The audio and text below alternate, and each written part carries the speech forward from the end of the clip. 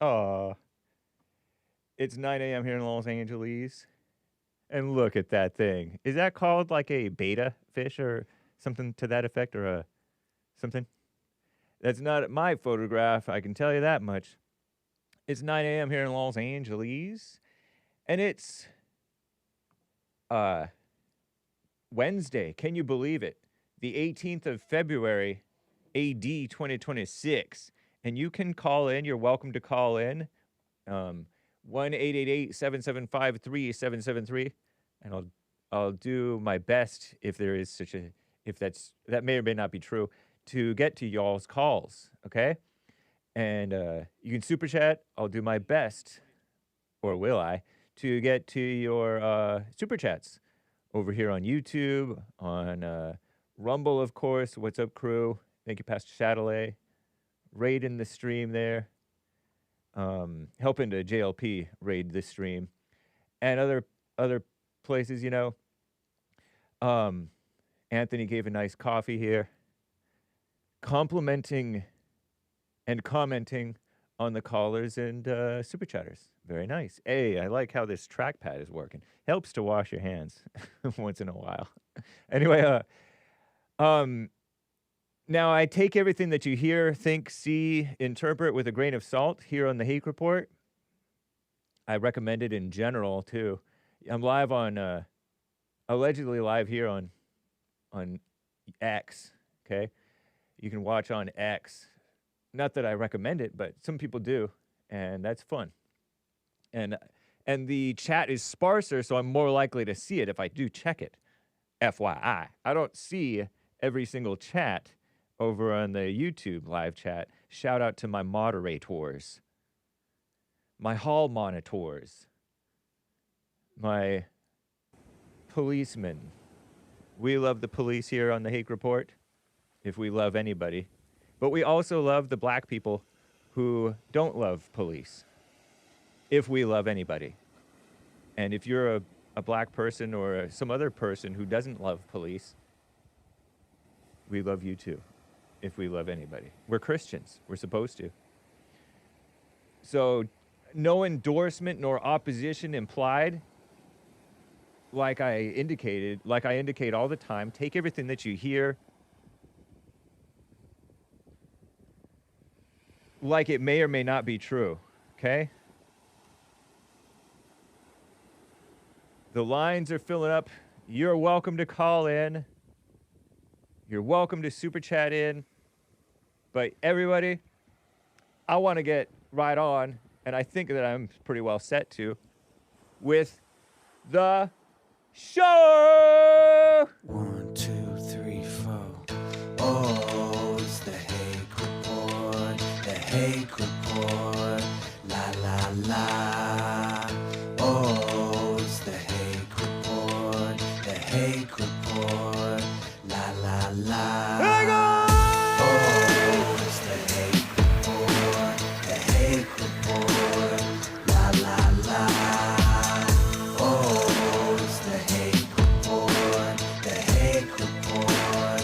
La la la. So, how y'all doing? I'm fine. I got my pocket tee on, my pocket t-shirt, and look at the beautiful cliffs of San Onofre, California.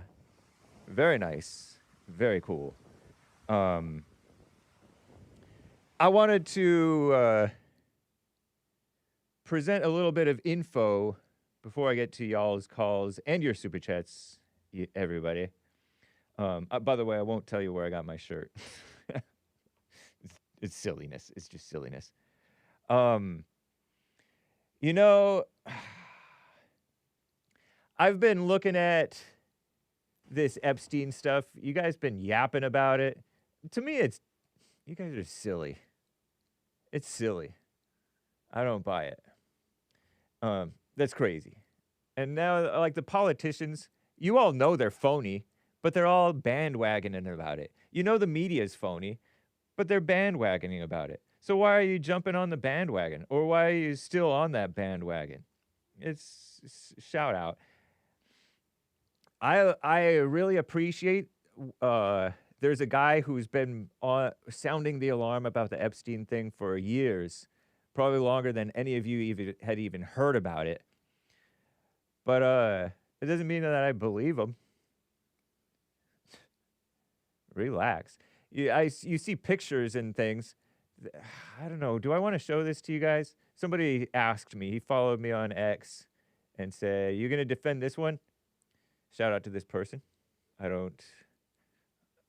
Whatever. You gonna defend this one too? Cover your eyes, kids and ladies, but I'll just give you a little hint. Forget anybody. Don't read this, kids. And a guy whom I really admire, a fighter guy, and a guy who talks and has learned things about other unchristian people, yapping online. Pardon me for calling it yapping, but it's what it amounts to. And there's this picture of a little girl and a not little person, and it doesn't look like an appropriate picture, but there's zero context given here. And it may have nothing to do with Epstein, but it may have some lawyer trying to pretend like it has something to do with Epstein, and you're falling for it. You know what I mean, Jelly Bean? Yes, I do, Tennis Shoe. So no, I'm not defending anything. I'm just pointing out that you don't have any idea what you're looking at or what you're talking about. Okay? So that's my little rant on your Epstein mess. Man, there's been some awesome things from Jake. I want to shout out Jake. Jake has given me some awesome things, and I really want to share some of that stuff with you sometime. Epstein drama rant. S.O. Jake Hudson. I was on his show multiple times. You know, I go to these places where I can go hiking and stuff, but I'm not like a daredevil type of person, much less so now than I ever have been. You can die, or you can get lost or buried or whatever. People are going to this or that place. 9 people missing. I don't know if this is still the case. Oh, I want to rant in favor and defend this guy too, quote unquote defend. There's Epstein's Zorro Ranch. Zorro. But down here, people are getting buried alive. Rescuers braving a brutal winter storm in search for at least 9 skiers. Skiers is how you pronounce it, I believe.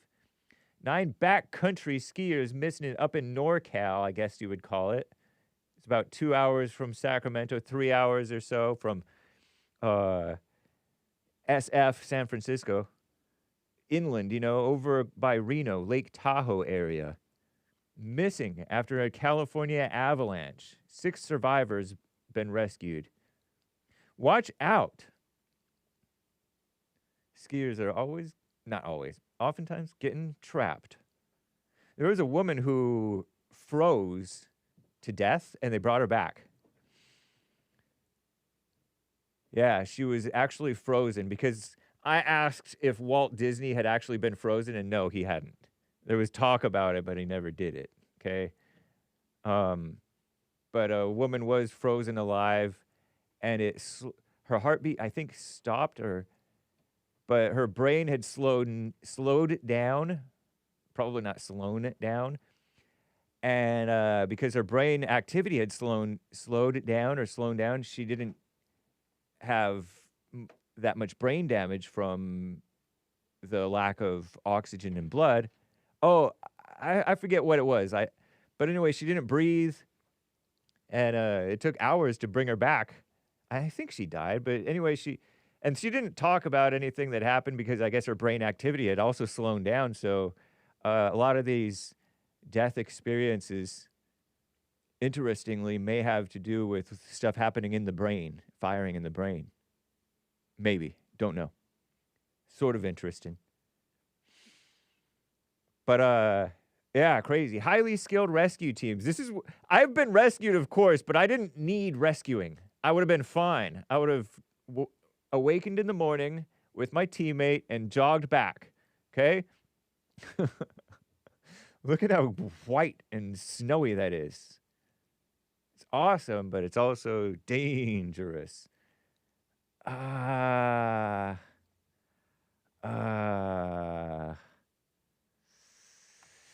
this is a risk. If I pull up my messages here, how do I do this? Okay. There's a lot of stuff here. Is it mine? Is this it? No. Because there was something about a rescue that I had seen. Did I send it to myself from Hake, from James Anton? Was it from Jesse Lee Peterson? Hey. No. Was it from Bond? Could it have been from Bond or Punchy TV? No. I'll have to show it to you another time. Maybe it's from... No. Did I send it to myself? No. From the Fallen State? No, that's weeks and weeks and weeks ago. It's not too important. I wonder if it would be in my saved. Real quick, I think it might be worth looking. Nope. Indeed, it's not. But anyway, there was some rescue that I had seen. And there was a chopper overhead at night, and it reminded me of those people saving me. So anyway, watch out. Don't be taking unnecessary risks. And you know how quickly you take unnecessary risks. All right, let me talk with Ronnie in Ohio, who's on the line here. Ronnie, thank you for calling, sir. And Holden, how you doing? My brother Hake, all is well. How you doing today? Fine, thank you. Yes, sir. Quick question. Do you believe that there should be a separation between church and state here in the United States? I don't know, because I don't know what that means. Because that can mean all kinds of different things. So, in some senses, yes. In that the government shouldn't control a church, for example, to a point.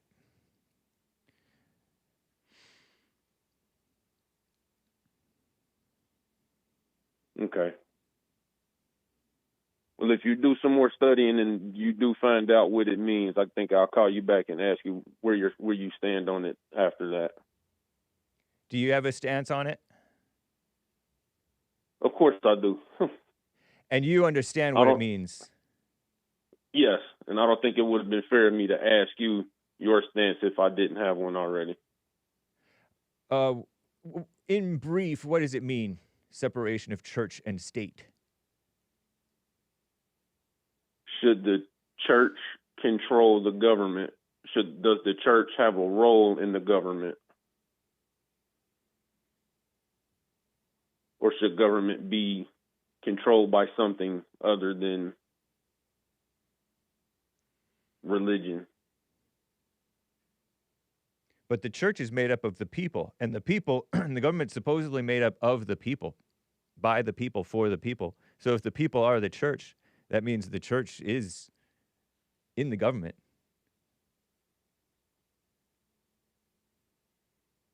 To an extent. Yeah. The government is made up of people that also make up the church, but there are many different churches. So to say the church, right? But as a Christian, you know that there's there's one true church, and then there's false churches, of course. So the government is made up of the true church in some cases, like our greatest president, Trump, perhaps, and then many false churches.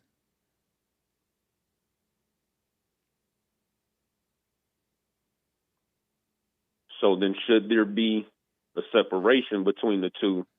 Or should the church that's the most dominant at the time be the one that controls the government? There should be a separation in that, a limitation of the government so that the government doesn't get too powerful in people's lives. I think that's a important thing. Call me a lol-bertarian, LOL Bertarian, loser Bertarian. I might call you one too. But yeah, I think that the government has gotten way too out of control And churches are kind of silly, but they're not really very powerful these days. They've abandoned their power because they're just evil fighting evil now. Yeah, I could see that. Yeah. But so in that, there's a lot of like atheists and people for the separation of church and state type people who want to say anything resembling or having to do with any values that coincide with religious values should not be should not. Oh, I do want big government because Mark said I said so. But anyway, to the side note, I'm reading the chat. But people will say, "Oh, you can't have the 10 Commandments. That's a separation of church and state." You know, 10 Commandments, basic thing that people, sensible people can agree with overall. I know they want to nitpick and claim, only the do not murder thing we don't like, we agree with. But they don't even agree with that one. You think people disagree with thou shalt not murder? Yeah, absolutely. And it's really thou shalt not kill. Right. What? Thou shalt not kill means they're talking about murder because, of course, there's like people put to death in that very same law, I think. Unless you're saying the other laws of God are contradicting the 10 Commandments. You're not one of those people, I don't think. I'm one of the people that can see people arguing about the 10 Commandments and what they mean, and they'll be in the same church. Yeah. So from my point of view, putting any of those people in charge of government through their church it's stupid, and it would lead to it goes against everything that our founding fathers stood for. How do you figure? I don't know what you mean. What you said something very vague, and I don't explain yourself. Explain yourself. What did I say that was vague? People who disagree about what the 10 Commandments stand for being put in government through the church. I don't know what you mean being put in government through the church. So if there's not a separation, so if there's not a separation between church and state, that means that the church controls the government. But then you have to ask what church and then what people are in that church. So if it's somebody that's the head of a church that one is not your religion, if there's no separation between church and state, they can impose that religion on you. That's danger number one. Danger number two. You're not explaining yourself. Let me finish. But you're not explaining yourself at all. Let me finish. Danger number two is when you put somebody in charge of it and they have a different interpretation of the 10 Commandments than you, even if you guys are from the same church, it's still dangerous. Huh? You can ask a better question, maybe, if that's not helpful to you. None of your dangers are really explained clearly at all. It's clear as mud to me. I'm open to hearing questions to help you didn't even really explain. You didn't answer my question. Repeat your question. What are you talking about with people who are put in government through the church? What does that even mean? So if there's no separation between church and state... You didn't explain that one well either. If there's no separation between church and state, the church controls the government. Are you still with me? No. Are you still with me there? No, I'm not. Have you ever heard of the English Revolution or the French Revolution? Yeah, I've heard of in England... We left England, we Englishmen left England because we pilgrims, because we didn't want to be under the Anglican church because the king was the head of the church. Okay. So you understand that if there's no separation between church and state, the church controls the government. And if you're the head of the church as the king, you control the government. And you control the church. Say that again? And you control the church. Correct. So who chooses who controls the church and who chooses who controls the government if there's a king? You're talking about a king now. Right, because that was the one example of it. If we're doing a different one and it's a pastor of some Pentecostal church and there's no separation between church and state, now you put that guy or gal in charge of the government. Are you still confused? Yeah, this isn't really helpful. It's not relatable. Yeah, so that's why initially I asked you if you believe in that there should be a separation. You said you didn't know. Yeah, because I offered to call you back once you've educated yourself on it, rather than I'm try not to explain interested it in to you. educating myself on it because you haven't said anything interesting to me yet.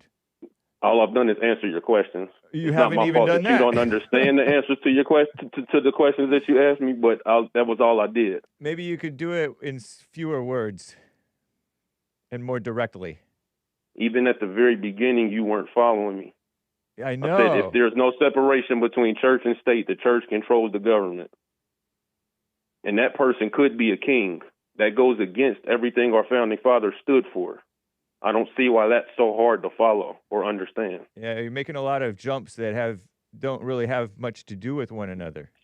It's not even a jump. It's literally baby steps. I'm not smart. I'm clearly not smart enough to break this down for you. So those questions you might have to ask. Maybe that means you don't understand Mark it yourself. in Los Angeles, or ask Alan in Michigan what it means to have a separation between church and state and why that would be dangerous. What's your motivation and for why our asking founding this question? fathers stood against that? Just to gain perspective on Hake's perspective. But why? What prompted you to want to gain perspective on my perspective and about what? I wondered if Hake thought that there should be a separation between church and state. And why did you wonder that? So what I did was when I called and spoke with my brother today, that was the question that I had for him. And why did you wonder that? Do you think that there should be a separation between church and state? And why did you wonder that? Do you know? No. You don't know why? What prompted you to wonder whether I think that there should be a separation? No. You don't know? No. Oh, okay. What did you think about Mark's statement that basically same-sex marriage, right? You're in favor of it. Wrong. And you're fine with so-called same-sex marriage being the law of the land. True or false? I don't see a reason why it should be illegal. Yeah, in other words, you're fine with so-called same-sex marriage being the law of the land. I will not waste any of my time or energy fighting against it being legal. And you switched. I won't lose any sleep over it being legal. Means you're but fine, I also didn't campaign for it to be legal, and I'm not out here touting the fact that it's legal. So there's a difference between pointing out that something should be legal and answer the question. Are you fine with it being the law of the land? It's not just a binary. It's a yes, or it's a yes, no, or I don't know. Yes. Yes, you are fine with it being the law of the land. Yes. And do you think God is fine with it being the law of the land? Yes. You think God agrees with the so-called same-sex marriage is good for the country, law of the land? Is it good for the country? No. I think God would say it's not good. And do you think it's good for the country?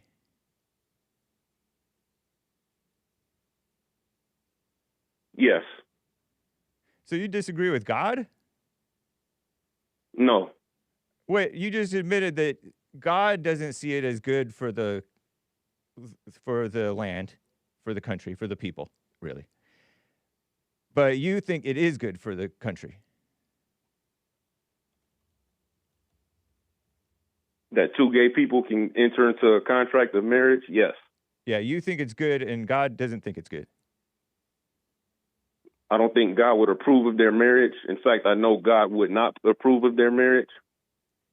But by denying them the right to get married, it will cause a lot more problems. So it does more good than it does harm. So it's more harmful. So it would be more harmful to deny those people of that freedom. How so?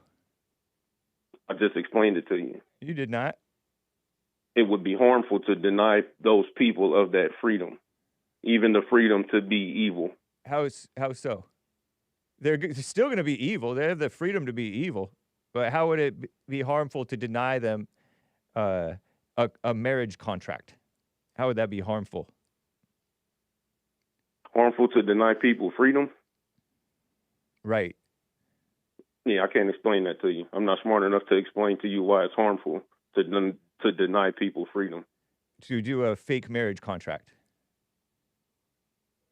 Precisely. Right.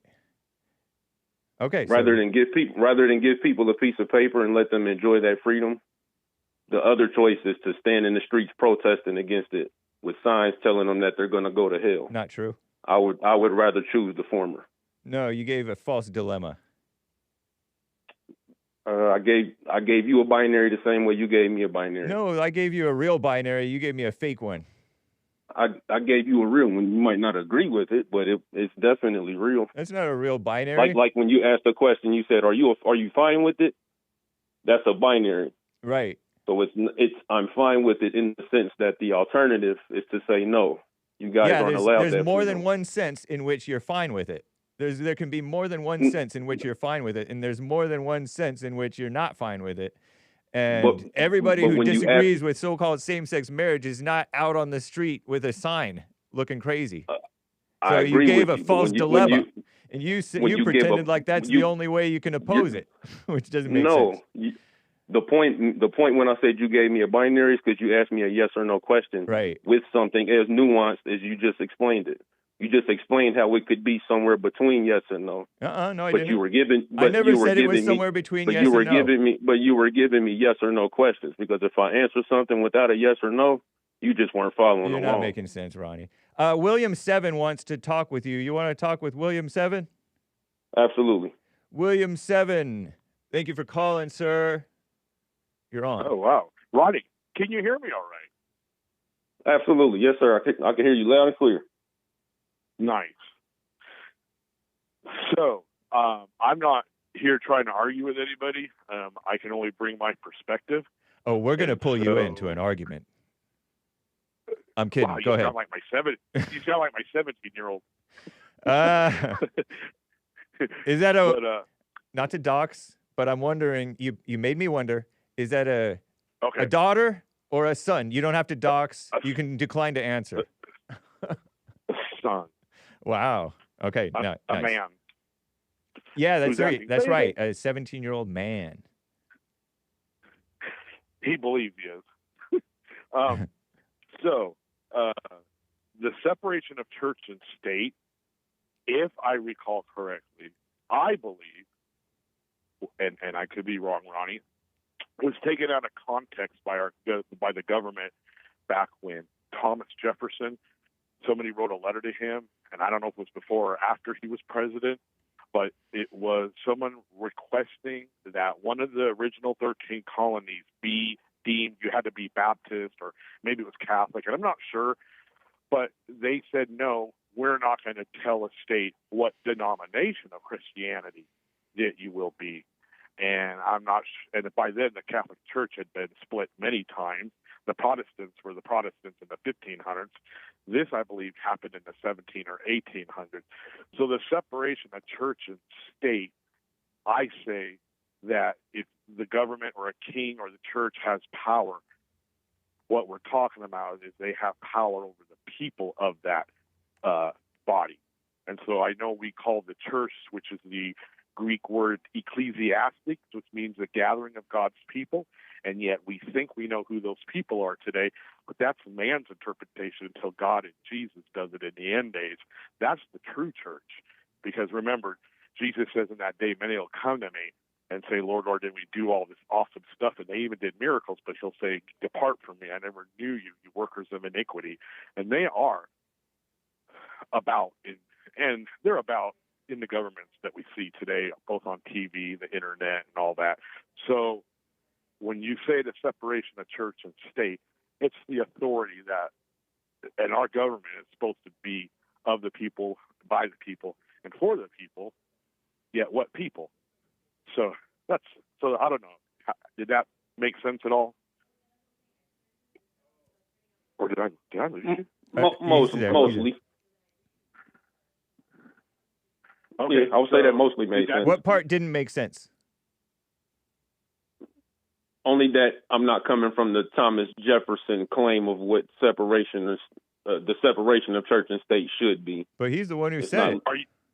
Are you saying you're unaware of that letter by Thomas Jefferson? That's an antiquity. No, he's aware of it. He's a history buff. Oh, hey, don't speak for him. I know. I'm mom. I Ronnie- have to keep things moving. Yeah, all right, so it's sorry about that. I'm No, you're speaking fine. more of the way Thomas Paine referenced it than I am Thomas Jefferson in some random letter. Ronnie, remind me when Thomas Paine was alive. The same time, what I'm saying is, Okay. so that's why I said what you said mostly made sense. I was just saying that when I brought it up, I'm deriving it from the way that Thomas Paine spoke of it more so than Thomas Jefferson, if either of them. But that was that's 200 years ago, and I think things have changed. People who are in power are not the same people. Even Jesus said, don't claim because you come from Abraham that you're of God, because if God wanted to, he could raise people from stones. So, they got mad at Jesus because he came from God, but they said they didn't know who his father was, so they were claiming he was of Beelzebul. And if you recall the Gospels, and yet, so I just think it's the same thing, and that's what we're talking about. That same principle at work today. It's the same thing. Nothing's new under the sun, as King Solomon said in Ecclesiastes. When you said, Sir Ronnie, that God is fine with the so-called same-sex marriage being the law of the land, meaning he's unbothered. Well, he just means I understood him when he said that. I believe that Ronnie meant, and I think I agree with him, that God's going to let America go to hell if America is intent on going to hell. 1,000%. Yeah, I think that's all he meant. 1,000%. Because when I read that because Paine believed in a natural religion, deism. And deism, from what I read, was that God doesn't really intervene in human affairs. He lets the human beings do what they wilt and follow Satan. But Hake, that's not true. The Bible's replete with him interfering because it gets so bad and the people cry out. So that's not true. Regardless, in the Old Covenant, he not in the New Covenant. He does allow for, there's a whole lot of evil happening, and somehow or another, God. If you choose to suffer, if you choose suffering, God is going to let you suffer. He's not going to. Yeah. I mean, he already sent his son. He's not going to do anything more than sending his son to die for your sins. So if you still choose evil, if you still choose to hate people, he's not going to intervene and make you stop doing that. He's just going to allow you to suffer. Sir. So when Hake asked me, is God okay with people committing sexual immorality and going through that here in the United States, he's fine with it. He's not about to step down and do anything else about it. That's what I mean by that. He's not approving of those marriages, but like I said, that's. And note, everybody note. Let me pause. Let me interrupt and pause, you guys, to let it be on the record that Ronnie has implied, I think, that so-called same-sex marriage is a indicator of sexual immorality. He's not saying it's moral. He's saying it's immoral. No. But for some reason, through communism, he's okay with through communism/libertarianism. He's okay with it being the law of the land because it's somehow harmful not to allow them the freedom, so-called, to destroy us. The country. Remember, Jesus and the gospel came to the Gentiles, and the time of the Gentiles has to be complete, as so were the Israel. And maybe the homosexual thing is what brings it into the Gentiles, because nobody wants to have children. They're not in love with the truth. They don't love God. They just want to have lust with one another and give abortions. And maybe that's how the end of the Gentiles, maybe that's how it becomes complete. And so, to me, the handwriting's on the wall. Wait, are you saying that? Are you saying, sir, that only righteous people are having babies and all the unrighteous people are gay or not having babies or aborting or whatever? Nice. That's a very direct way to put it. And so I'll agree. Yes. Oh man. I'm not all afraid. all these Muslims and Asians and Hispanics who are making all these babies, they're more righteous than we? Well, concerning the law, when God said to be fruitful and multiply, yeah. I mean, we're talking about Touché. that, not other stuff. Yeah. Yeah. Why not? I mean, hey, in the end, we'll find out who's right and who's wrong. I mean, look, anyway. Ronnie, it was an honor and privilege to talk with you, sir. Right on. Yes, sir. Likewise. Handshake. Virtual. All right, man. Well, hey, I'll go because I got to get back to work. Thank you, I'm sir. Working. Thank you, William I'm a Seven. working Mexican veteran. Nice. All right. Take Bye. care. All right. Ronnie, interesting. I guess. I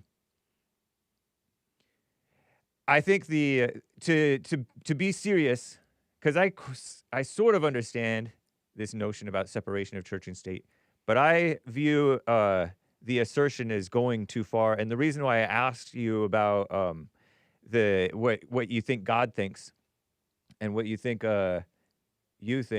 in terms of whether same-sex marriage should be the law of the land, whether it's good for the country, is because JLP has asked in talking with people on this subject, do you think God is in favor of it? And people are oftentimes like, I don't know.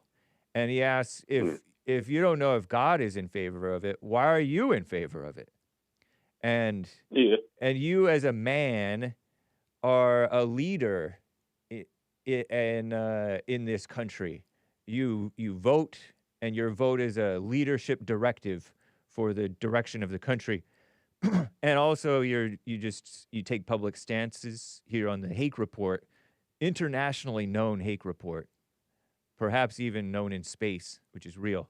And so as a man, I think that it's valid to stand up for what is right, even though you are the church. You're part of the church, right? You are the church, and you're putting an influence in the government, and it's a trick of the commies, if you will, to say that there should be no influence of the church, meaning Ronnie and Hake, on the government. That's why I'm saying that this separation of church and state notion goes too far, in that these people abuse it like that. Yeah, and that part I can understand. If we're talking about people misusing it and misapplying it and where it can be bad or how it can be detrimental, I'm locking step with you on that. But first and foremost, where I stand from, just when it comes to the law, I don't have the right to impose my religion or my religious views on anybody else. Although you kind of do. Especially not through the law. I don't have the right to do that. Does it happen? I don't think that I do, because I wouldn't want, you know how the saying, ain't no fun when the rabbit got the gun. I wouldn't want the people who are anti my religion to outnumber me and then take power and then use that power that I agree with they should have to now diminish my life. That's why we ideally have a republic and not a democracy, so that in this republic we have a constitution, and that constitution is ideally respected. And part of the way that you do that is strict immigration laws and strict immigration enforcement and strict paying attention to self, so that you don't get swayed and fooled, and your children don't get swayed and fooled, and the people around you can maybe talk some sense into them, I suppose, so that your country doesn't go astray, but it's going to go astray. Yeah, and that's one way to look at it. Because all the other people with their religions, the religion of communism, the religion of democracy, the religion of Islam, the religion of atheism, they're imposing their religions on you through the law. And I would be against anybody that does that as far as the law is concerned. But Obama himself did that. He imposed his religion of Marxism. I've been able to practice my religion no matter who's been president, so I won't buy any propaganda that says the president could change the way I practice my religion. But that's not what I said. I wanted to go back to something you said. You talked about the importance of immigration. I think the other way you make sure that religious issue doesn't come about is to pass the First Amendment as part of the Constitution, and that's what they did. So when people ask what is the national religion, what's the national language of the United States, things like that. No, there is no national religion, because if there was one, that invites religious war. Religious war comes irregardless, sir. That doesn't mean you invite it. Evil comes regardless. That doesn't mean you invite it. No, but they have invited it. You still take what necessary steps that you can. They have invited religious war by bringing the other religions in here. We were Christian and deist, from what I understand. Deist meaning, I don't know if they were Christian and friendly or not, but I heard that a lot of the founders were deists, and a lot of them, more of them maybe, were Christian. And by bringing in all these other religions, you're inviting religious war. That's one way to look at it. The way I look at it is 100% of them were religiously free. So if they were Christian, they were 100% free to practice that. If they were anything other than that, they were 100% free to practice that. So if you want to be a Shaker, you want to be a Quaker, a Mennonite, whatever you want to be, in this country, under the Constitution and the First Amendment, you have the freedom to do that. And I think that as long as there is a separation between church and state, that will be protected. So I'm definitely on the side of there needing to be one. I don't think once you get a little bit, not. Once you do some more homework on it, I kind of want to see where you stand on it. Okay. Since you're not sure yet. What do you think about them making these local state things, forcing the Christians to bake gay cakes and to make gay flowers for so-called same-sex marriages?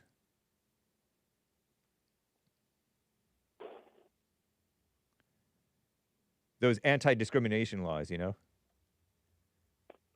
You and I've had conversations about should people be able to discriminate or not, and I think we're both on the side of yes, to an extent. And so, are you for the government imposing the religion of so-called same-sex marriage on the Christians who don't want to participate with it? On a case like that, and I see why it went as far as it did, I just think that that's something that shouldn't even necessarily have to be handled by the states. I don't see how that's not something handled by the localities, or the market itself. But if I were a baker and Mark wanted me to, hold on, let me put it this way: if I had a bakery and Mark came in and wanted to order some cakes with the KKK or in honor of George Lincoln Rockwell, I would want the power to tell him, hell no, I'm not doing that. So, okay.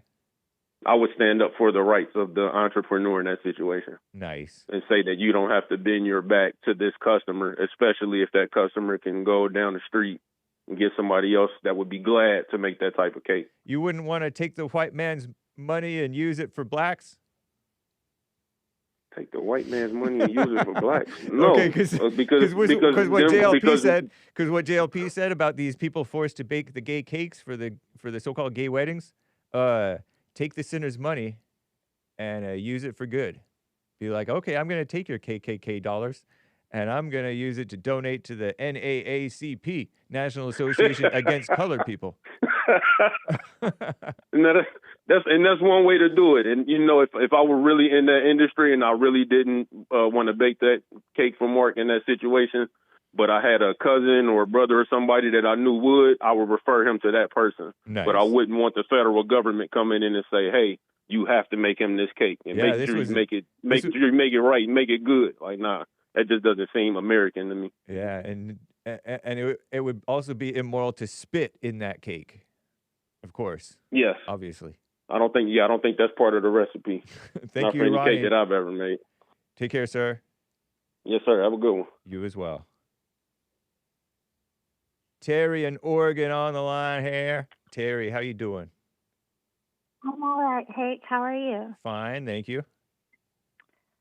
I had some thoughts about why some communists think they're Christians or why Christians want to be communists. You have thoughts on why communists become Christians, did you say?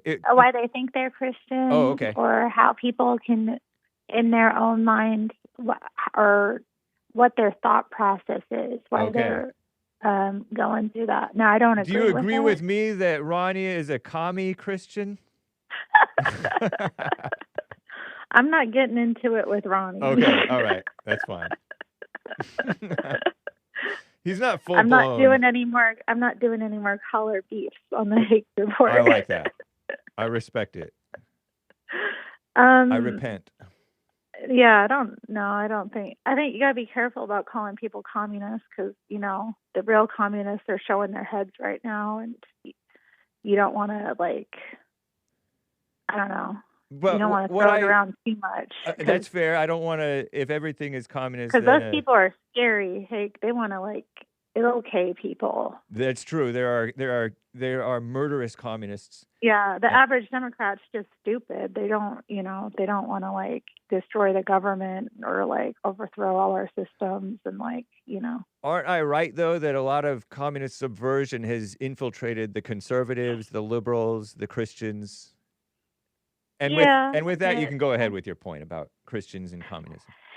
Yeah, what I've noticed about all of them is, or these Christians that have, like, communist tendencies, they all seem to think that as Christians, it's our duty to bring about heaven on earth. Yeah. They all have this mindset that we're supposed to be, like, fighting against the system and any injustice that occurs, or, we're supposed to be sharing what we have like they did in Acts, or, we're supposed to, and I agree, if we have an abundance, we should be giving to others. Like, that's part of why God provides to his children in the first place. He always provides more than enough so that we can share and that we can be a light in the world. And, as a Christian, you're going to know that and recognize that. But and God loves a cheerful giver, not a giver by force of government. Not somebody that's taxed to support other people's sin. Yeah. So I think, I've noticed a lot. I've had a lot of conversations recently with somebody who's also a Christian, who's, like, very, he won't admit to being left-wing or liberal even, but he's very much, like, on that spectrum, and I can see it from my perspective. And he's just like, well, Christians shouldn't be supporting the fact that the world is this way. And I'm like, well, we don't, but we also know that, like, the poor are always going to be with us, and that there's the reason why, we shouldn't be, for example, like, in my mindset, the reason why you don't want to subsidize, with your tax dollars, single mothers, for example, and not in every circumstance, is a result of, whatever, but you don't want to be encouraging people to step outside of God's order in their lives. Yeah. And you don't want to be incentivizing people to be creating children outside of marriage, because that's going to, like, have consequences for generations. The sin of the parents is going to be visited upon the children. And children that are born in situations of, not a good, proper family are going to suffer naturally. And even if you step in and, like, tax people to provide for those kids, like, it's still not going to make up for the moral decay. And it's going to actually help perpetuate that when, people face consequences for their sin. That hardship helps people to overcome it, or they perish. Yeah. But I don't want to be, I'm not heartless. I don't believe that we shouldn't have some level of, like, social welfare for the vulnerable. But the reality is, like, in our current system, I question whether we should. We had a guest on the Fallen State who said, I believe in a safety net. And I'm like, that doesn't sound right. That sounds communist. And why does it have to be provided by the government? It doesn't necessarily have to, because, this is a role that the church has filled for generations, where, like, they run charities to help people or provide, like, some kind of life for people who don't have family or whatever. Yeah. I don't. And a local people are more familiar with the local poor person and can tell whether the poor person really should get that help or really shouldn't. as opposed to Right. all these Or what checks kind and of help they actually should get. yeah, as opposed to all these checks and balances and bureaucracy and regulations and things. You're complicating the government. You're complicating Mhm. the flow of the money, and it's silly. Well, we also have like an industrial complex where people are just like their whole income is based off of these I know. things existing. Yeah, like we're the talking homeless about people's jobs here when we're talking about cutting social spending. That's true. I That's know. I interesting. mean, you're talking like, yeah, a lot of people. But have it's faith. a mess. But have faith, you people who work in this field, because if you're a good worker, you'll be fine. It's kind of like people who are illegal and they're scared of being deported. Life will go on. You'll find a way. I know you can find a way. Buck Yeah. up. Have faith. Another thing. Pardon me for jumping around a little on you, but I've heard the point made that you're also robbing grace. You're grace robbing by giving that way. And you're also robbing people of just the ability to have a business, because people could run a pretty cheap business helping people out on the cheap and helping them out in a way that's better for everybody involved on the cheap, like African farmers going out of business because people are trucking in or flying in or boating in a bunch of free food for these Africans, for example. There's if a local people know that welfare is the norm, they're going to look down on a poor person because they're going to think he's on welfare, so they're not going to give. So you're basically, people are saying, oh, the churches aren't helping, the churches aren't stepping up. Well, that's because they no longer have to, and the government is doing an awful job about it. And it's just, it's corrupting the poor, so-called poor, and it's corrupting everybody. It's evil. So anyway, that's my rant, I think. Yeah, I've had conversations too with like other Christians in my church, because I don't know, they're from like a different generation, like much older people, and they were, from their perspective, they've always voted Democrat, and they think that these things are good. Yeah. I don't know what to and their mindset is just I don't know. It's hard to reconcile for me, but I also know that like there's things that I don't see as a Christian as well. There's places where I have a lack of awareness about what the right thing is. So I think we all. And that's why the communists thrive on those things. Correct me if I'm wrong, but I read something where if they go outside of your area of expertise and push and push and push and make assertions and make assertions and make assertions, and because you don't know everything, you can't really dispute them. And so they push and push and push and get their way, and the lie wins. Yeah, they also they make it very emotional, and they make it about like, oh, children are gonna die, and like this kind of thing, and it's like exploiting that mama spirit. Yeah, and I don't want to see children die or suffer, but also like, what role does the parent have to? It's a tough one. It's a really tough one because like. I don't, I'm not heartless, but I also think you need to have a level of discipline in society, and you need to have a level of, respect for what's good and right if you want life to thrive abundantly. Yeah. And there's that saying, if you teach a man to fish, he'll, eat for a lifetime. Yep. So like, is your help actually helping, or is it enabling? Yeah. As well. Like, there are ways to help people that will help uplift them and help them to do for themselves. And if it's not that kind of help, then it's really pointless. Totally. You're just going to subsidize, further degeneration. That's right. But anyway, that's all I wanted to say, really. Right on, Terry. Appreciate it. All right. Take care. You as well. Bye. Bye. Brandon in Nevada. Brandon, first-time caller. What's up?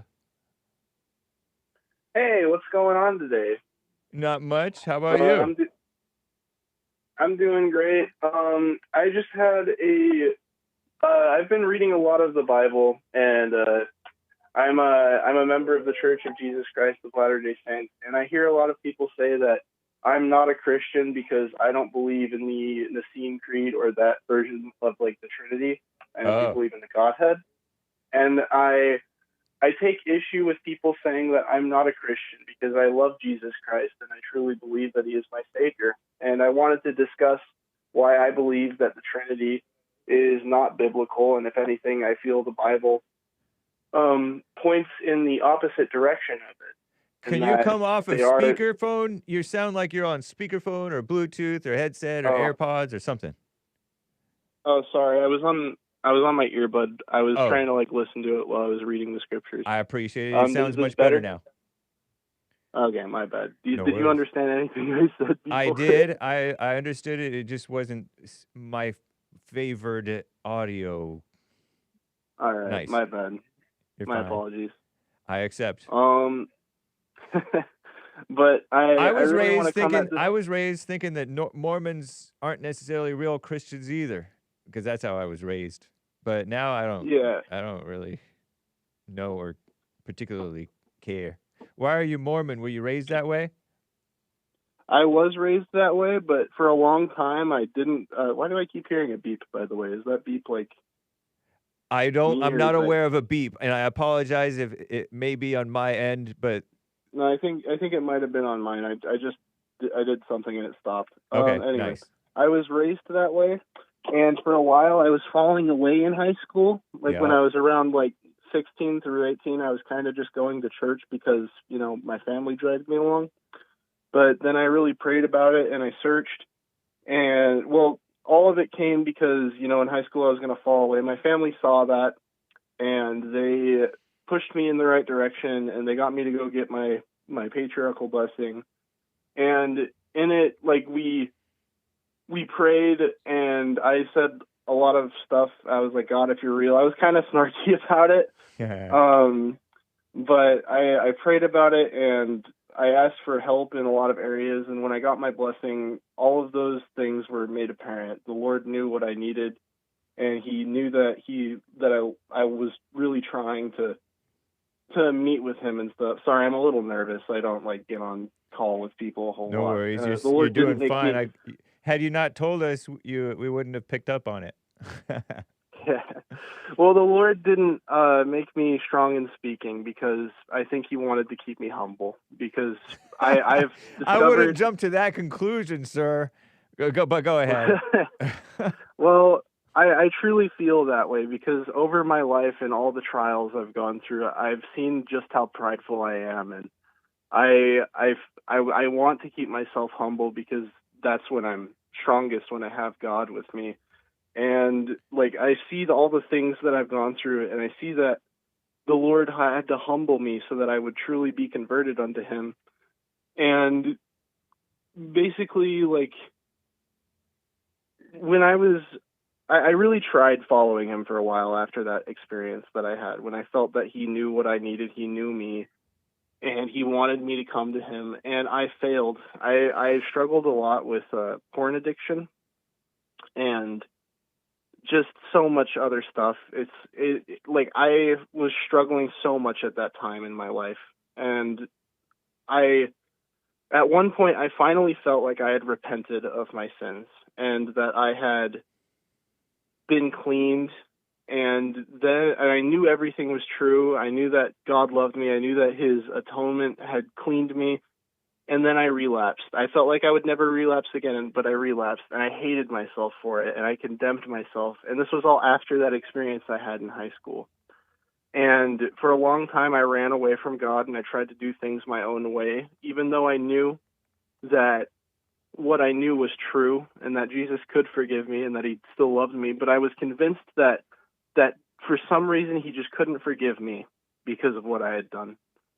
And I hated myself, and I kept running from God for years and years and years, from like 18 to 25. And I would not be here if it wasn't for him. So I I really mean that. And I take great issue when people look at members of the Church of Jesus Christ and they call us not Christian because we don't believe in a creed that was made by Greek philosophers in a court. And I don't believe that. I believe that the Godhead is three distinct separate beings that are one in purpose, and that purpose is to bring to pass the immortality and eternal life of man. And I think that that is true for a lot of reasons, but I'll go ahead and I'll make my first point. And I believe that I was reading Matthew earlier in preparation for this because my memory isn't very strong. That's another thing that the Lord has done to me. He's I struggle with remembering names and specific scripture numbers, but I remember the context and importance of the scriptures, if that makes sense. Sure. But where was it? I was reading earlier. It was Matthew here.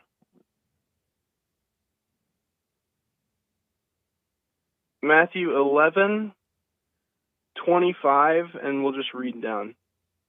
At that time Jesus answered and said, I thank thee, O Father, Lord of heaven and earth, because thou hast hid these things from the wise and prudent, and hast revealed them unto babes. Even so, Father, for it seemed good in thy sight.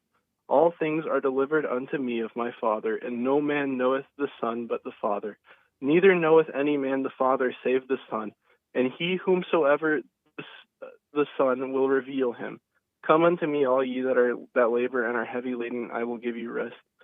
And I think that points out that they are it's one of the things that point out that they are separate beings. If they were one essence and they were one God, then why would he refer to the Father like that? And he does that multiple times. When he gets baptized by John the Baptist, we see the three manifest.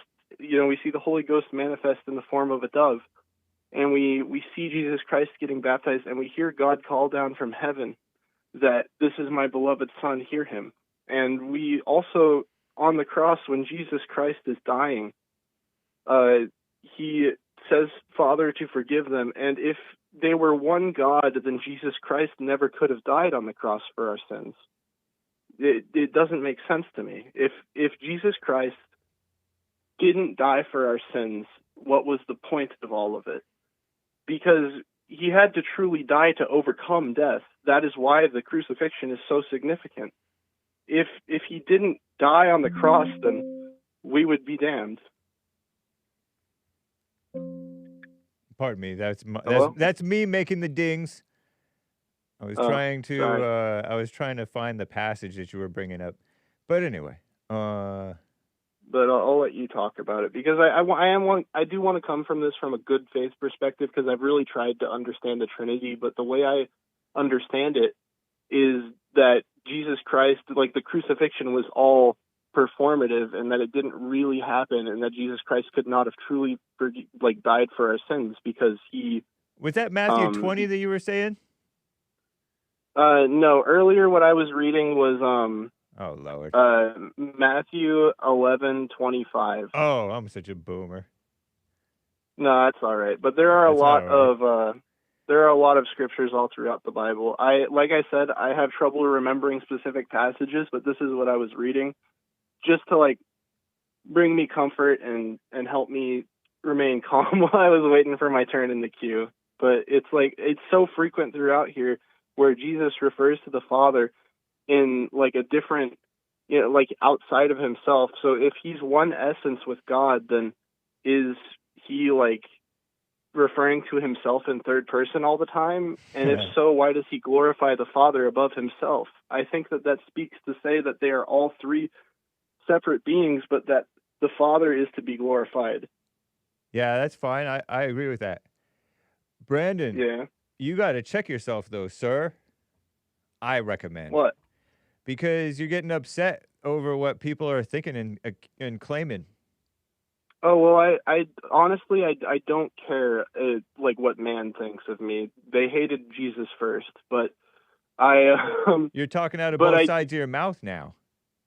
Meaning you're contradicting Well, your earlier statements and clear. my natural man takes issue with it, but I know that everything is right in Jesus Christ in the end. I know that what they say of me does not truly matter, but when people attack me and they say that I don't love Jesus Christ, that I love a separate Jesus Christ, I feel the need to defend my faith and my testimony in him and That how he feel saved that my life. But that's your natural man. You just admitted that's your natural man. The faithless man, the selfish man has Yeah, I that get feeling. prideful at times. Like I said earlier, I'm not guiltless. I do have pride, Yeah. but I do. And so I you're do- motivated by pride to argue about this. Well, I told you prove it. earlier, I'm trying to come at this from a good faith perspective as well, though. Trying doesn't mean doing. So are you just, because I said that I'm prideful and because I admitted my weakness, like now my whole argument is thrown out the window? No, I completely agree with you, the argument that you made. All right. You're right about that. All these Trinity people. Did you think I was a Trinitarian or something? Well, I wasn't sure, honestly, but it's just right on. like, No, Jesus is the Son. I know that. But Well, I know that. what do you disagree? What's the Nicene Creed, and what do you disagree with about it? That Jesus is God or something? The Nicene Creed is like it was made in the hold on, let me. It's a creed that was made by a group of people trying to. You chalked them up as Greek philosophers in a court, and man, it was Google AI disagreed with you, by the way. Okay, but the other thing is, it's not important. I remember that's the one where here, let me see, YouTube. I could. It was made to try and make logic of the Godhead and to try and say that God had not been created and that he'd always been there. Here, let's do lyrics. Or that Jesus particularly. So they justify it by lumping them all into one person. Man. Let's go. Let's do fast speed. Let's see if it does the lyrics. I believe in God the Father, maker of heaven and earth, and in Jesus Christ, his only Son. I believe in the virgin birth, the man of sorrows, bruised for iniquities, the lamb crucified and hung between two thieves. That's that one, right? I believe in the resurrection on the third and glorious day, the empty tomb and the stone the angel rolled away. He descended and set the captives free. Now he sits at God's right hand, prepares a place for me. This is my creed, the witness I have heard, the faith that has endured. This truth is assured through the darkest ages past, and I will hold steadfast to this creed. Is that the Nicene Creed? Something similar to it anyway? I think so, yeah. I got that from Petra. I grew up on Petra, which means rock. It's Christian rock. Yeah, so you can poo-poo it all you want, and it's fine. I don't know. I don't really have a fight with you over it. But another issue that I take with you, sir, is in addition to caring what they think, because that's fair. Is attributing to God your not being strong in speech. You're fine in speech, first of all, and second of all, you thinking that makes you humble. That's not what makes you humble necessarily. I don't think it makes you humble at all. And you said something else was also keeps you humble in that you can't remember specific verses except what the general principle of them. Does God not say that he gives unto men weakness that they might come unto him and that he might make it strength? So I don't think that I'm very... I personally feel like you're making an assumption, it sounds like, that God made you not strong in speaking to keep you humble. Well, I have a lot of social anxiety, right? And you think that's from God? No, not inherently. But do I you think it's at all from God? At times, I believe that I struggle with saying things, so that I have to, go to God and I have to ask him for help. That he that it keeps me humble and it keeps me close to him. I don't think that he intentionally goes, all right, I'm going to like cripple you because you're not humble to me. I don't think he does that. I think that he may go, like, I'll make this easier for you if you come to me because, I know that you struggle with this. I mean, look at John when he, with little John, when he, when John wants to be healed, and Christ talks to him and he's like, hey, how all these people I have healed, how great would your testimony be if you like testified of me when you still had weakness? You're talking about a TV show. You're not talking about the Bible. Well, I believe that True truly or false? probably did happen. You're talking about the TV show. Okay, it's a good show. Let's be fair. It's okay. It's okay.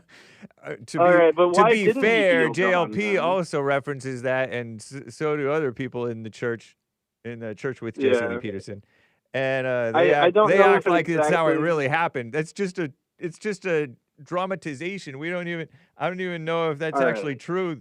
They made it sound like Matthew had autism or was something like that. He might have. I don't know. See, this I don't know. made like up. A lot of this stuff goes undiscovered. But that's not that good of a show. Let me tell you why. Let me tell you why that's not that good of a show. All right. They made the women wiser than the men. That's not accurate. Yeah. Am I right or am I right? I don't know if I can completely like wholeheartedly agree with that. I gave you only two options. Am I right or am I right? Oh man, I guess I'll have to go with option number 2. I guess I don't know. I'm right. Yeah, I don't know if that's exactly how it went down. You're right. That is from a TV show, but think about it. TV shows are made by liberals. I don't think that The Chosen was made by a liberal. Yes, it was. I can prove it to you. Was it? Yeah. The Jars of Clay guy made the music for it. Okay. And the Jars of Clay guy hated Trump. And he liked Bernie Sanders, I think, if I'm not mistaken. Don't quote me on that. Okay, but a lot of conservatives liked Bernie Sanders before they woke up, and a lot of conservatives don't like Trump. What? Do you think that guy is a conservative? I don't know what his political affiliation. He's a musician. He's a liberal. So you don't like Trump? Are you going to say you too don't like Trump?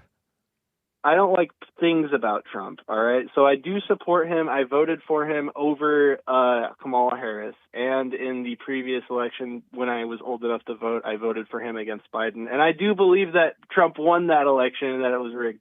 But I don't want to. What? Oh, I just disclaim for the sake of the channel or whatever. I don't know. Go ahead. Okay. But I do believe that he is the better candidate, but there are a lot of things that I don't like about him anymore, especially the fact that he's not very America first in his policies. How is so? Well, he sells us out a lot to Israel. We're still sucking Israel's toes, so it's like. In what sense? Explain how we're doing that. Because you're just making a claim. We keep sending them money.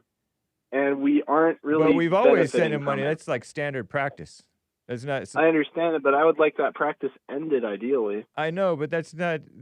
Selling out to Israel is something that, if that happened, that's done and over with. How are you gonna? You're expecting Trump to do something. I think that if you're expected as a president to go and kiss the wall of Israel, you're bending the knee to Israel. I don't think he kissed it. I think he just put his hand on it. I'm pretty sure he kisses it too. If he kissed it, what difference does that make? It's like a humiliation ritual. He's going to Israel and he's kissing a wall, and that's like showing that he's dominant, or that Israel is dominant over Trump, that they have some power over him. Like it's more of a symbolic gesture. I'll give you that. But even if we look at like policies and stuff like that, right? Why are we like still giving money to Israel, and why are we fighting for them and not having them go and do stuff for us? Like, it's not a mutually beneficial relationship that we have with them. I don't know that. And it doesn't sound like you necessarily know that. You've just heard this stuff and are just repeating claims. That may be the case. It may not be the case. That has little to do with Trump, and it's being a little ungracious towards Trump in judging him ignorantly, I think, or jumping to conclusions about Trump regarding his support for Israel. You may be right about it. I don't know. Like, I don't agree with Trump putting all these women up necessarily. So, Yeah. but that doesn't mean you sound like you included yourself in people who don't like Trump, and they liked Bernie. I don't like Bernie. I'll throw that out there right now. I just know that there were a lot of previous Trump people that liked Bernie, and there's a lot of people who that's because they're voted hippies for Trump but don't like him. That's because they're hateful hippies. They're emotional people. Yeah. They sort of bandwagon, and they're blown and buffeted by the waves. Yeah. That's not a solid person to do that. I mean, like, people change. I believe in people changing, and their they don't opinions change changing much. over time. They'll if they change once, they'll change again. They'll switch on Trump and turn on him. You know what? I don't know about that one personally. I do. Think that I've seen it happen. Aren't so flimsy as you may claim that they are. I know that. Okay, I'll get this out the way right now. I think liberals are flimsy and they don't believe in nothing. But but I really don't know about, like, people flipping on Trump and they're flimsy. There's a lot of things to genuinely not like about Trump. Like, I want mass deportations, and he's not doing that. Granted, he is being interrupted a lot by the the liberal judges that were appointed, and he should have more authority and power than he is, and they're throwing a bunch of wrenches into his plans, but he could be doing a lot more in regards to deportations. So you claim. You don't sound like you know what you're talking about. Well, why did Obama have such an easy time with it? I know because that they he worked wasn't with him. Interfered. Yeah, they did work with him, but and they're working against Trump. I agree with that. And Obama was open borders, which they liked. Yeah, he was. He absolutely. You remember all those? Well, I don't know if you remember because you were a kid. Unaccompanied alien children coming in, probably about your age, maybe younger than that. Or maybe a little I know older. that the first move Obama was open borders, and he made exceptions and tried to keep illegals here. He made DACA. He tried to do DAPA.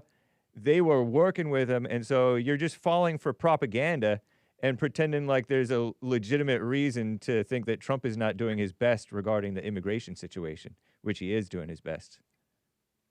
Well, I know that the first thing that Kamala Harris did with the Biden administration, since she was the border czar, was she got rid of DNA tests at the border, which made it a lot easier to human traffic people.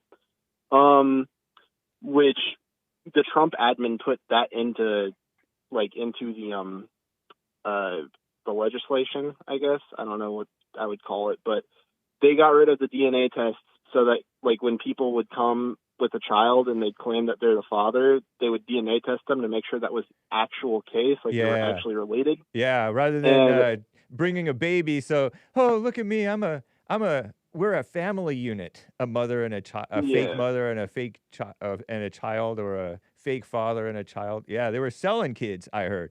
And so Trump did something to make it more honest. Yes, he did, and I like that. I like that. I didn't say that I completely hate Trump and that I completely disagree with him. No, I know that. I'm not thinking that. I just think that you're kind of one of those. I don't know who listeners, because there's various ones who are overly critical of Trump, blaming him for stuff that's not his fault, and assigning blame on Trump that's not fair or real. No, I get what you're saying, honestly. Yeah. Anyway, I have the same criticism for a lot of people as well, but it's I feel like the things that I have issue with are things that a lot of people who look at it from, like, an objective perspective as well. And it's just like, well, he could genuinely be doing a lot more. It feels like the saying "nothing ever happens" is sad but true. No, but there's a lot of stuff happening, and we've never seen. I know that you're young, but in my lifetime, I have never seen ICE. I had never seen ICE in the streets grabbing people like they've been doing all over the country. That is shocking to people who are who've been around.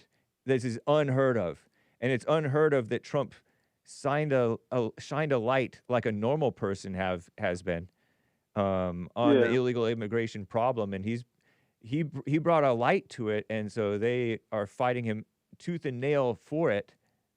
So don't be making these assumptions.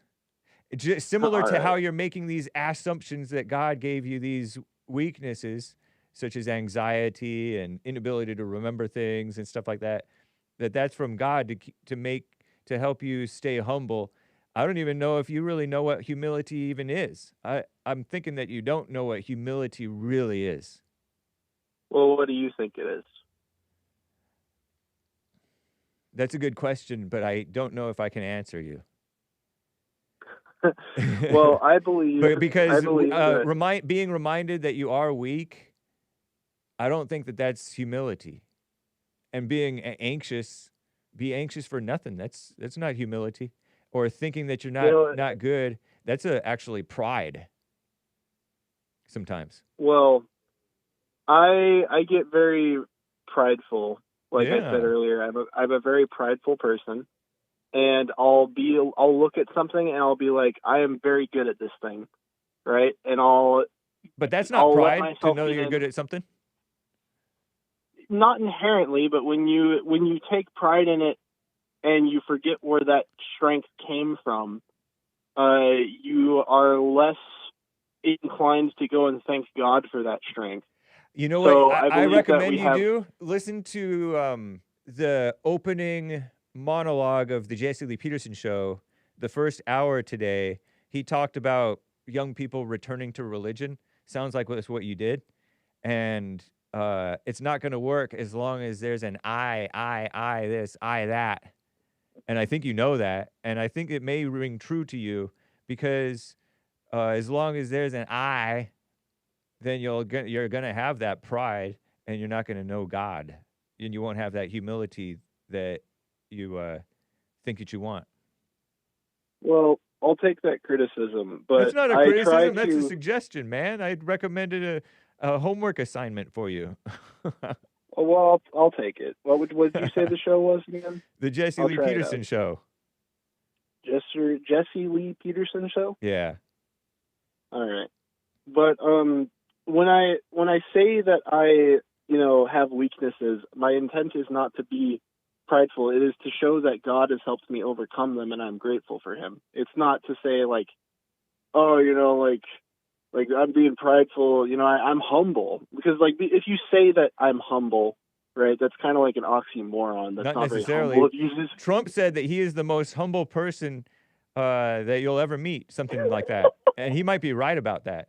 I heard that Moses was the most humble man in the world, and I don't know if Moses wrote that he's the most humble man in the world or somebody else put it. But I heard Moses was humble too. The most humble man in the world. Had you heard that? Well, I heard the Trump thing, but I'm pretty sure, I'm like 99% sure he was like messing with people. Because if you go up on like a stage and you're like, I'm the most humble president ever in the history of the United States. I'm the most humble. That's like, you're messing around. You're not being serious. No, not necessarily. I think he was in an interview and I think that he actually is humble, and people are actually surprised when they talk with him, when they sit down with him, because they're thinking, oh, just because he knows how to promote himself and win an election or 2 or 3, maybe. Look, I love Trump when he goes up and he talks about stuff. Right, yeah. He's hilarious. I think that he would have made a great comedian, and I think it's really telling that the Democrats just hated him when he ran as a Republican. But I wouldn't call him humble when he has entire press meetings just being like, this is what I did. I did this. It was great. I didn't get any thanks for it. I'm very humble. I think that he's just messing with like detractors in the media. Like, let's be fair. Well, yes. And so that means that he's not taking necessarily pride in it, and he's not really swayed whether you believe it or not. Pride in it. What? because he is he's like you say, there's a tactic in it. There's a method to that madness. He's very tactical because nobody else is going to tell the truth about what he's doing. That's true. Yeah. But I don't I don't know if we can call it humbleness or like humility. Does it have anything to do necessarily with humility? Like, what do you mean? Does it just because he's saying it? Does it mean that he's not humble? No, but he doesn't really go about it in a humble way. You know what I mean? But a lot of people put on a humble face, and they're not humble at all. They're just putting on a quote unquote humble face because you and I have an idea of what humility looks like, and the world has an idea of humility, and they don't know what the heck it is. The world has an idea of what fairness and being a straight arrow is. They thought that John McCain was a straight shooter, a maverick, when in reality all he did was like cater and kiss up to the liberals and pretend to be a Republican. You know, he was a phony. And so I don't know if you know John McCain, but there's like these supposed conservatives. Really. There's these Republicans who go against Trump. The rhino Republicans that my dad talks about all the time. Yeah, the rhinos who go against Trump and they go against conservative things. And then the media acts like, oh, these guys are honest because they can disagree with their own party. But that's not honesty. Similar with humility. People put on a humble face. Mother Teresa may give to the poor, but that doesn't mean that she's generous. In a godly way, you know? You can give all you have to the poor. Agree. But that doesn't mean that it's... to a certain extent. Yeah, it could be coming from pride or ego or fear or whatever. Yeah, at the end of the day, I don't know Mother Teresa's heart because I'm not God, but I do believe that we are told in the Bible not to let your right hand know what your left is doing, which is like to give to charity and to do these things in secret, not for the purpose of the world praising you for doing it. I do think that there... Go ahead. What? Go ahead with your question. I do think that there is some instances where it can be okay, like with what you were saying. Like, I do think that Trump should make people aware of what he's doing, but I don't think that he's going about it in a humble, earnest way all the time, which I think is a very fair thing to say. I'm not being malicious when I say that. I know you're not being malicious, but you're judging though when you don't know. Fair enough. Because he when he speaks, it commands respect. I mean, it commands attention. And if you're being humble about it or whatever, quote unquote humble about it, you're not. Nobody's even gonna hear you. Yeah. Well, actually, do you want to talk with Mark in Los Angeles? I feel like Mark in Los Angeles might be able to talk a little sense in you. Well, is he like another caller that's calling in? Yeah, he's been on hold for a long time, and I want to give him all right. a platform. If he wants to talk, then we can talk for a little bit, but I do have to go soonish. Like, it's been a while that I've been on here, but I'd be fine with letting him in. Mark in Los Angeles, did you want to tell anything to Brandon that I'm missing? Well, not really, because I agree with Brandon. Trump is too pro-Israel. He's not strong enough on immigration. I'm still for Trump. Yeah. I just want to say this, and I called about an absolutely different subject. I know that.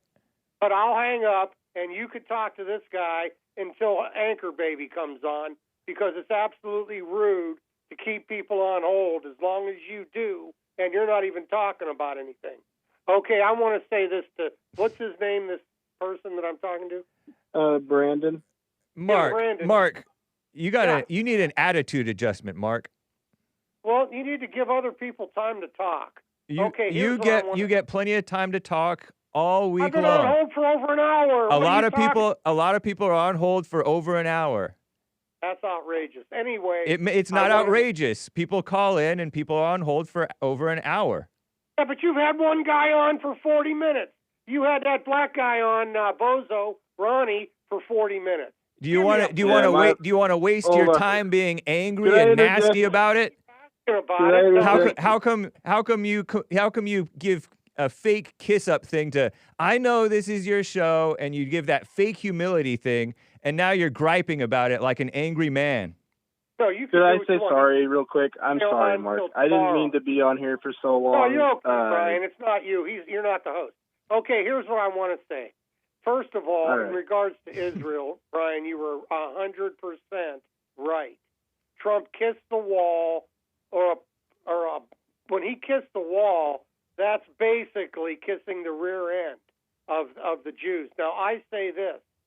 If the Jews apologize for putting Christ on the cross, then I'll support Israel.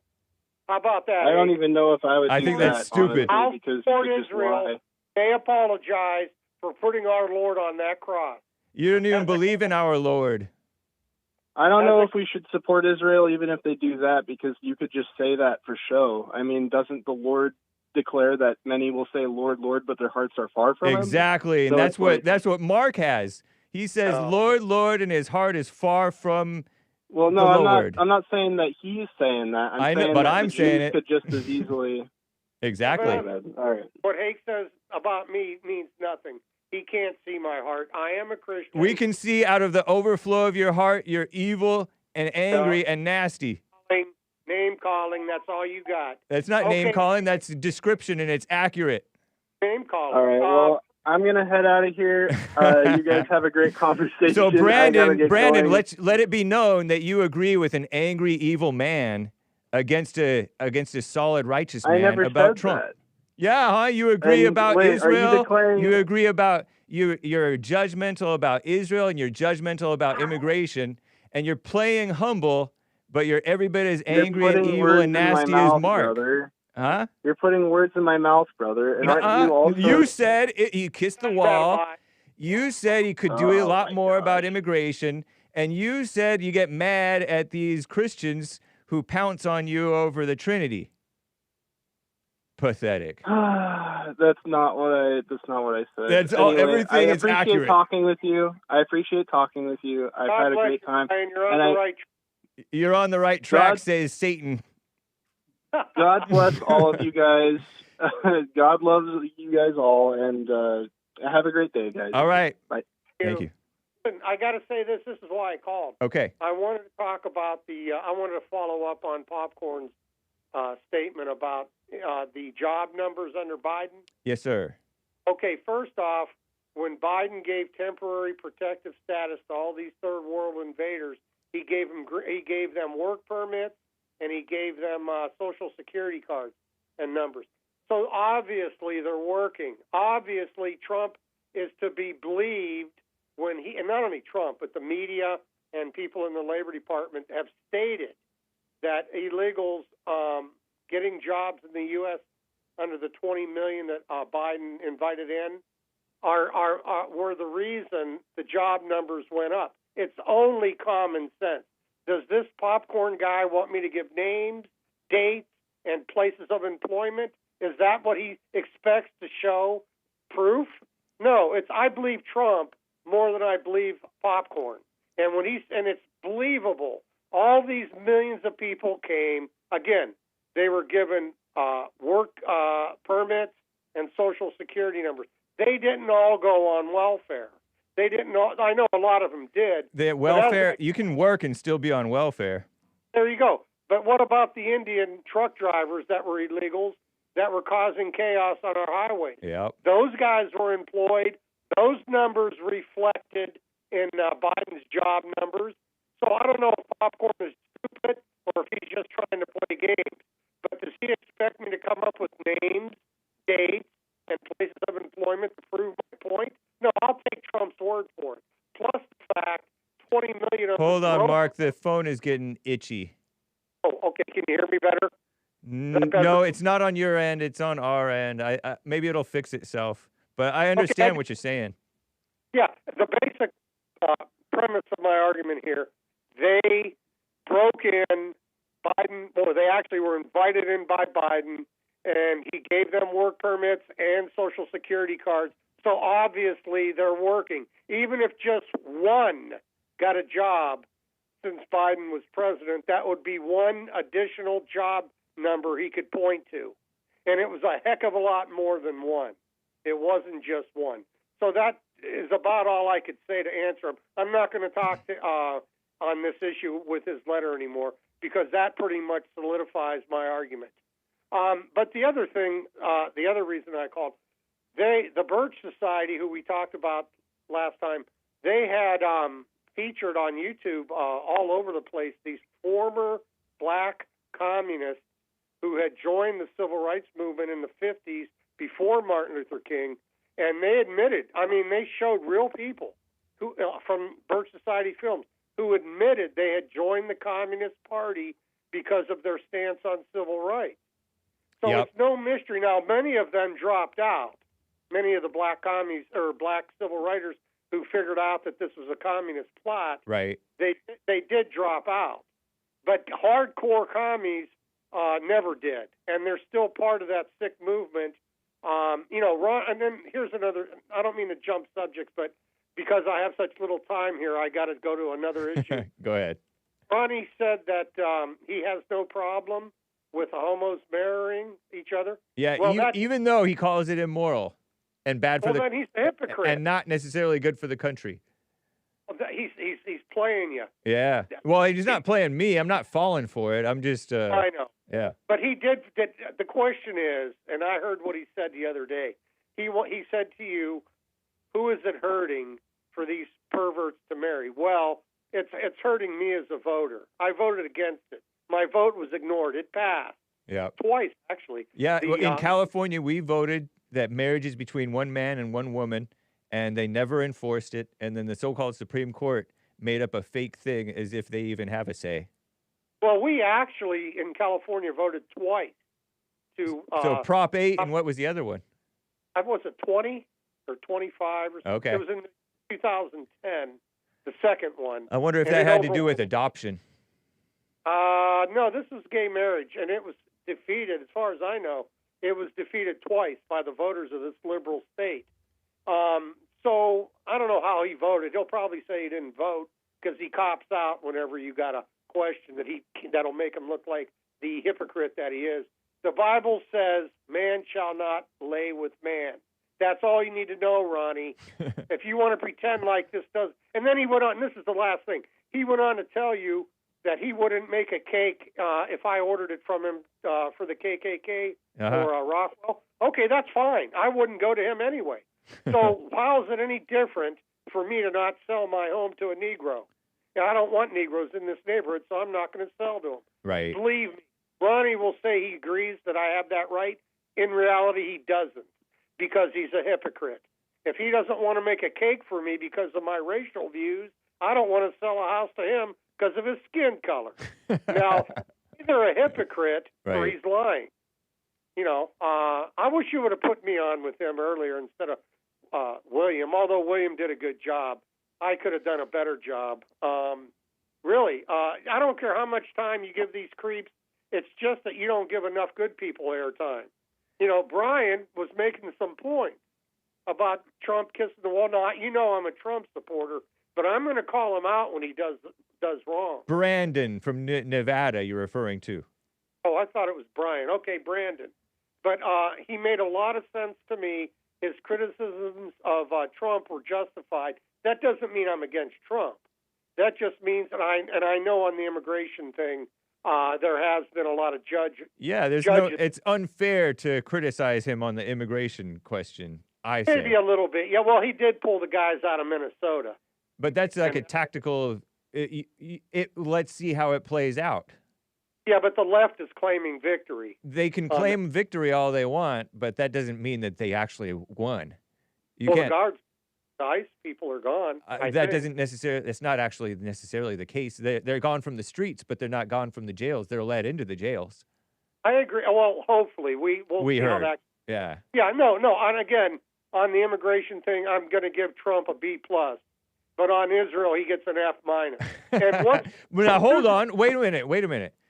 Hamas, they saw Trump stand tough against Bibi after Bibi bombed Qatar or somewhere, because of something or other. And because of seeing that, they realized that Trump is not owned by Bibi. And so they were able to make a peace deal. And yet you're still going to give him an F- because even though you're just because you're mad over the kissing of the wall or whatever.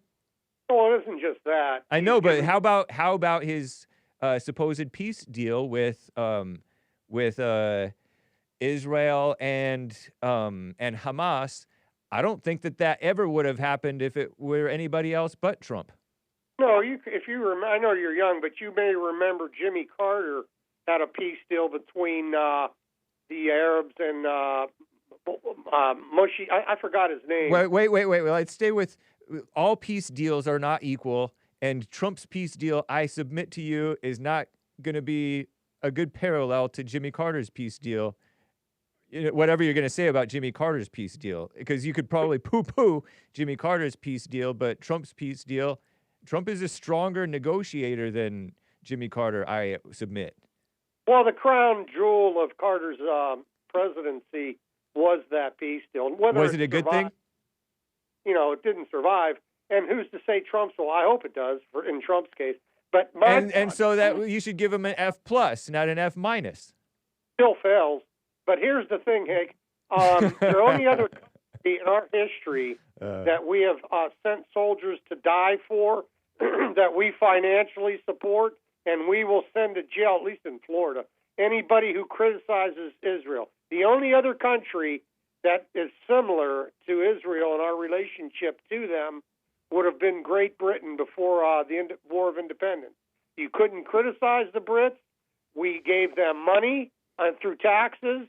And the parallel between Israel and Britain in regards to their relationship to the U.S. is striking.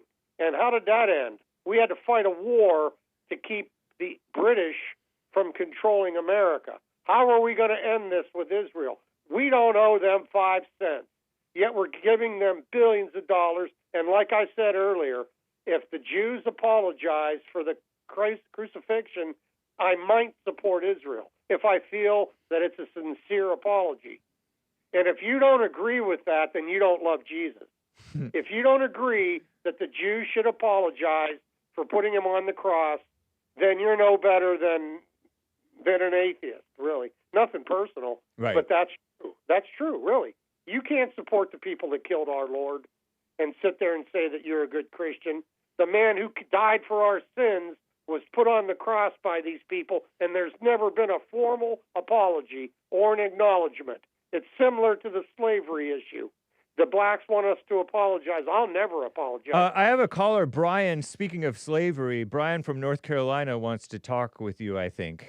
Okay, that's fine. Thanks. Brian, you're on with Mark from Los Angeles. Go ahead. Yes, sir. Yeah, I appreciate that. Hey, I wanted to ask you, Mark, do you think white people should apologize for slavery?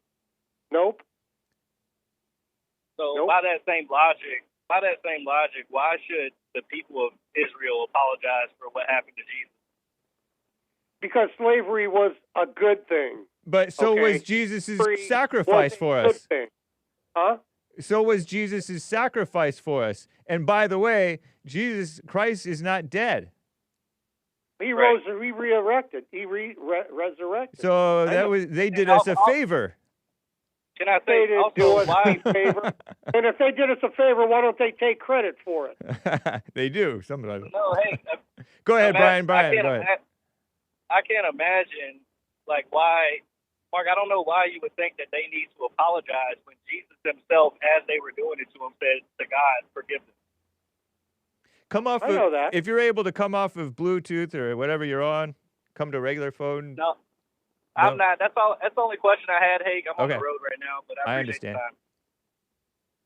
Thank you. Okay, they put him on the cross. They don't accept him as a Oh, thank God. you. My bad. Go ahead. He's still on? No, he had to go. He clicked, but go ahead. Okay, just to follow up on that, the slavery issue was a good thing. They Christianized the Negroes.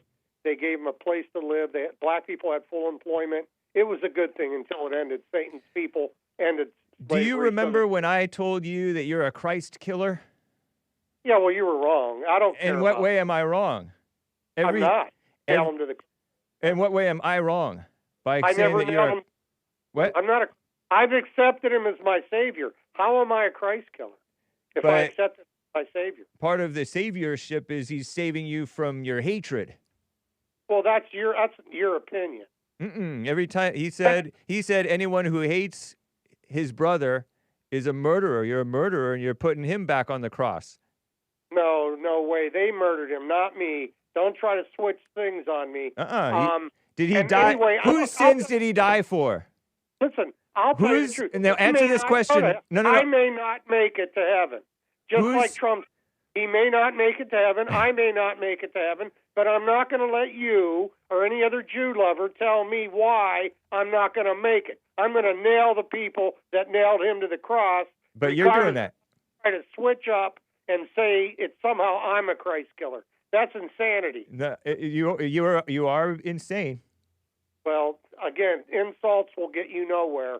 Let's stick to facts. And who have fallen away be brought back to repentance to their loss. They're crucifying the Son of God all over again and subjecting him to public disgrace. That's they are. Hebrew. No, it's referring to you and anybody else and any of the rest of us who've fallen away. Hebrews 6:6. I don't care what it says. You don't care what the Bible says. And you don't care what Jesus said that you should love your. You don't care what Jesus said that you should love your enemy. That's sissy talk. That's pacifism. So Jesus is a sissy. You should love the homos. Are you calling Jesus? Are you calling Jesus a sissy? You should love. Are you calling Jesus a sissy? No, I'm not. I'm calling you one. But I'm just quoting Jesus. Well, you can say that all you want, and I'll say this again. I may not make it to heaven. I'll make a statement right now. So then that would make you a Christ. That would make you no better than a Christ killer. No. I may not make it to heaven, although I've accepted Jesus as my Savior. And you don't know if you're going to make it. I didn't say I did. That's going to get you away. But you're the one who's going around thinking you're better than the Jews, and the Jews should apologize for something. Where did I say I was better? You look down on. Do you? Okay, so you're not better than the Christ killers. No, the Christ killers have a price to pay. You're no better than the Christ killers. No, not at all. I've accepted Jesus. So you're no better than the Jews that you hate. Well, that's what you say. No, I'm asking you. Am I better in what way? At all. Well, I've accepted Jesus. If you want to call that a being above them. It sounds like you rejected him, though. No, I never. That maybe you did. I never did. No, when you don't accept what he said, then it sounds like you're rejecting him. You called it sissy talk that Jesus said, "Love your enemies." Well, then I may not make it, and neither will you. And okay, whatever. Or anybody else who thinks they've got some kind of a secret way they're going to get to heaven and condemn all others. Hello? Yeah, I'm here. I got to run. So the point is, the Jews killed Jesus. You still support them. That's beside the point. If anybody's going to hell, that's not the point. Yeah, that's the point. No, it's not. They don't accept that's no point at all. Hey, listen, they don't accept him to this day. You remember you used to play that tape where the black guy would say, "Till this day." Do you love the Jews? Huh? Do you love the Jews? No, I don't. No. Right. So then you don't accept Jesus. Would you rather that I lie? No, I'd rather you tell the truth and admit that you don't accept Jesus at all.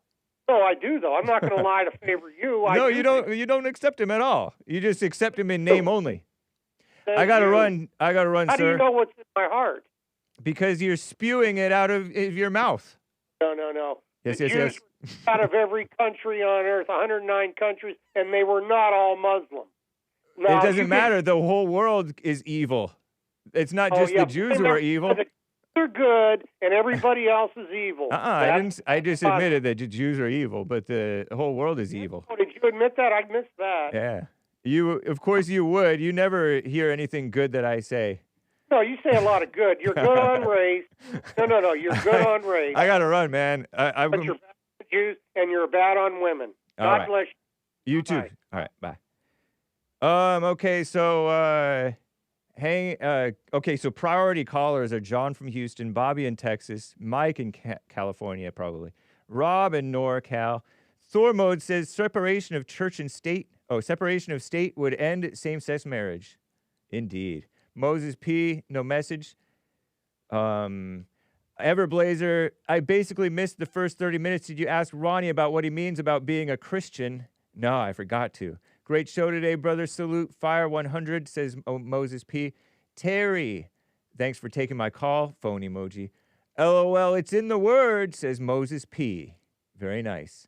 Anthony, with a coffee, says, shout out to Caesar or Cesar. He's been making some great coffees recently on buymeacoffee.com/The Hake Report. I want to address the liberal caller from earlier this week using secular arguments. I think he's referring to Ronnie in Ohio.